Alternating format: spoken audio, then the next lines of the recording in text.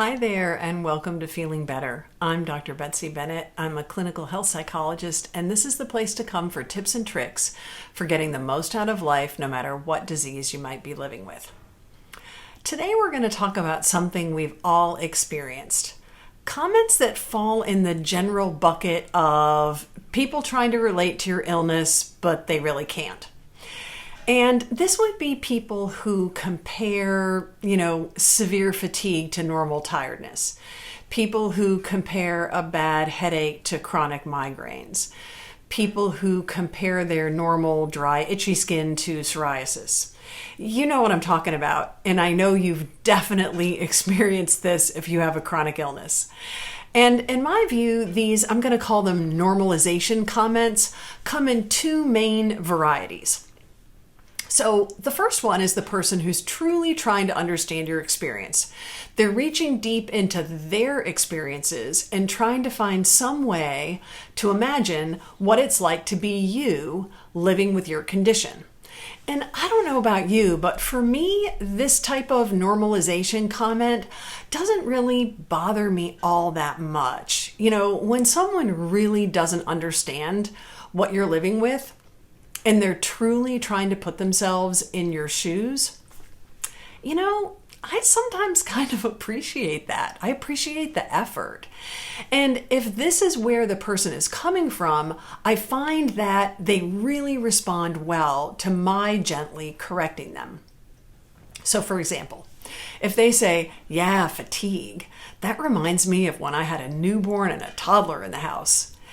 And then I can say, "Well, it's not exactly like that, but you're on the right track. It's more like having a baby and a toddler in the house while having the worst flu of your life. That never goes away." And it's pretty extreme, and I wish we had better medicines to treat it. Again, if the person is trying to understand you, they're going to respond with something supportive when you provide that gentle correction. Something like, "Oh my God, I had no idea. I'm so sorry you're living with that." And then I can say, "Gosh, I really appreciate you trying to understand. That's really sweet. Thank you." And then this person and we've really made a connection. So that's kind of not a problem. But there's a second type of normalization comment that's way more hurtful, and that's the type where the person is subtly or not so subtly telling you that you are making a mountain out of a molehill. As in, "Yeah, fatigue. I get tired a lot, but I know that if I just stick with my exercise and sleep schedule, I'll be fine. You know what I mean?" Or, yeah, I have a neighbor with MS, but she's fine. It really doesn't stop her from doing her thing. She's got a great attitude." That kind of normalizing really makes me mad.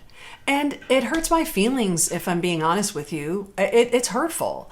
The implication is that any of us living with chronic illness, we just need to get ourselves together, live a healthy lifestyle, stop getting hysterical about small things, and then we'd be fine. Mind over matter. Pick yourself up by your bootstraps. Ugh, I even hate saying those words. But it's so important to realize that people who diminish your suffering in this way are actually desperately trying to manage their own fear of illness and disability. Seeing you, someone who can't control what their body is doing to them, that's terrifying for this person. It's so much easier to pretend that MS can be controlled with a positive attitude and that fatigue is nothing more than a scheduling problem. This person is so insecure that they can't even be with you for a nanosecond in your suffering. It's too frightening for them. Now, I might be going too far here, but I'm just going to say this. The kind of person who says this sort of thing is a coward. They just are. They're afraid. So to flip that around, I feel that every single person who has been there for me through cancer and beyond is a hero. They are courageous. They may be frightened by seeing what I'm living with, but they don't shrink from it. And for those people who are too afraid, honestly, I just try to minimize my contact. And for every time I hear comments like that, and honestly, it's amazing how often I hear this in healthcare settings, just saying, I just try to change the topic and remind myself that this person is afraid. And it's really not my problem. I mean, I have enough of my own fears. It's not my problem. Now, you might feel more inclined to correct this type of person, or maybe you're someone who just really lets them have it. That's not me, but every once in a while I'll see someone do that and I can live vicariously through it. It's okay. I just know that for me, my energy is such a valuable commodity. I don't want to waste it on someone who's afraid of life, because this is what life is, good health and bad health. And for someone who can't handle that, well, they're going to have to handle it sooner or later. But again, not my problem, not worth my energy. But you still might be wondering, what can you do in this situation? Because it makes me feel bad. What helps me is turning my attention to the people in my life who don't shrink from the horrors of illness. Literally bringing that person to mind helps me relax and comforts me. So you want to try it? Every time you encounter someone who minimizes your suffering, take a deep breath and bring to mind one of your heroes. Think about what a gift that person is in your life. It is going to feel so good to think about that person. And the person in front of you, make small talk, turn away, whatever. They don't deserve your attention. You are going to be too busy thinking about your heroes.